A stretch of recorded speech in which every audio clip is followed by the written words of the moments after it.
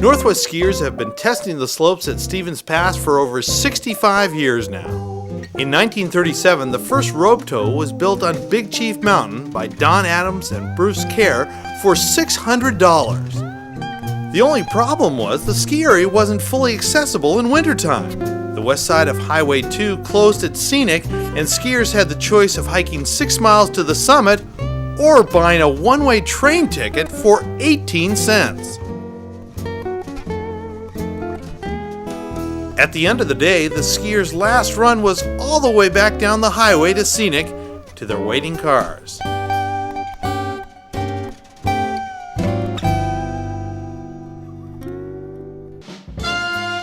The original lodge burnt down in 1939 but was replaced by the T-Bar Lodge the following year.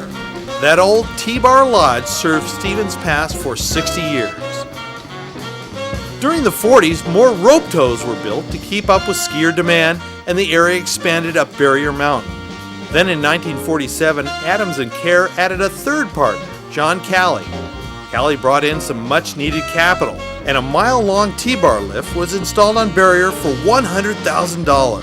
However, starting in 1952, that T-bar and 20-some rope tows gave way to the first of 5 double chairlifts.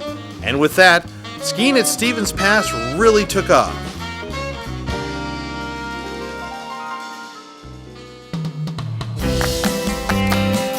With the 60s came the need to reach for even higher heights.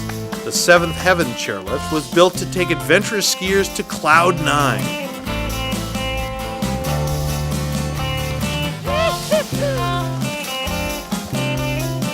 Then in 1964, the addition of the Big Chief double chair made things a lot easier for guests to experience Showcase, and finally marked the end to the rope tow era at Stevens Pass. The end of the 60s signaled the beginning of the Brooks double chair, and who would have guessed that that awesome intermediate terrain it served would someday be turned into a nearly top-to-bottom terrain park. Stevens Pass has always been a popular place to learn to ski, so in 1973 they put in a better way to access the beginner terrain with the Daisy triple chair. Then in 76 they recycled a lift from the old Yodeland ski area, and the Ty Mill chair was born.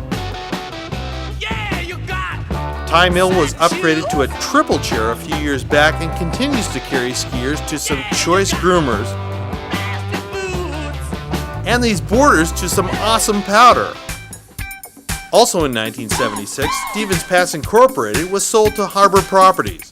Harbor opened up their wallets. A long overdue lodge was built and the Hogsback triple chair was installed.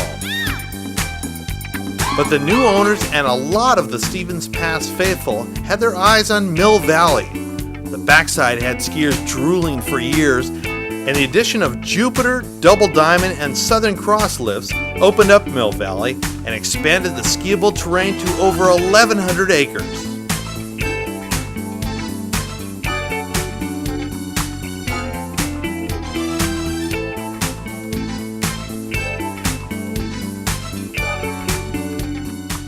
Now, just when you thought they had the lift circuit all dialed in, Stevens replaced Hogsback and Barrier with high-speed detachable quads.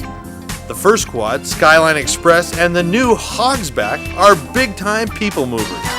Of course, these high-speed lifts have a drawback. They tire people out quicker.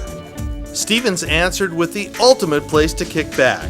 Grab a brew and a meal or just warm up in front of the fire. The beautiful Granite Peaks Lodge. The lodge and its surrounding plaza really buffed out the base area and helped Stevens Pass grow into one of the top day-use ski areas in the country. The future of Stevens is continued growth and continued improvements like we've done over the last 10-15 years. We want to upgrade Jupiter to a high-speed quad. You know, that's going to help distribute the people more throughout the area because everybody loves high-speed technology. And then we've got some improvements that we're looking to do on our beginner terrain. You know, we need to be able to move more people up that mountain. The industry is booming, visits are great. People are having a good time, and that's what's most important.